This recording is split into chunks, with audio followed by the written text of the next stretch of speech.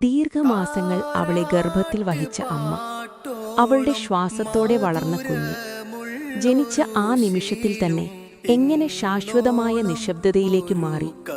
അത് വെറുമൊരു നഷ്ടമല്ല, അത് ശ്വാസം നിർത്തുന്നതുപോലെയാണ്, ഹൃദയത്തിന്റെ ഒരു ഭാഗം പിളർന്നു പോകുന്നതുപോലെ. ഇത് ഒരു അമ്മയുടെ ദുഃഖം മാത്രമല്ല, തന്റെ ഇരട്ട കുഞ്ഞുങ്ങളെ നഷ്ടപ്പെട്ട അമ്മയുടെ വേദനയാണ്. ആ വേദനയെ വാക്കുകൾ കൊണ്ട് പറയാൻ കഴിയില്ല. ആ അച്ഛന്റെ നിശബ്ദമായ കരച്ചിൽ ആരാണ് മനസ്സിലാക്കുക? കണ്ണുനീർ വീഴുന്നത് സ്വാഭാവികമാണ്, ഹൃദയം തകരുന്നതും സ്വാഭാവികമാണ്. ആ കുഞ്ഞ് ഒരു ദമ്പതികളുടെ മടിയിലായിരിക്കേണ്ടതായിരുന്നു. ഈ ലോകത്തെ സ്പർശിച്ച നിമിഷത്തിൽ തന്നെ അത് നിശബ്ദമായി മണ്ണിന്റെ മടിയിലേക്ക് ചേർന്നു. അവരുടെ കൈകളിൽ ഇരിക്കേണ്ടിയിരുന്ന ആ ചെറിയ ജീവൻ ഇന്നൊരോർമ്മയായി മാത്രം ശേഷിക്കുന്നു. പക്ഷെ ഈ വേദനയ്ക്കിടയിലും പിടിച്ചു നിൽക്കേണ്ട ഒരു സത്യമാണ് ക്ഷമ, സഹനം, അല്ലാഹുവിലുള്ള വിശ്വാസം.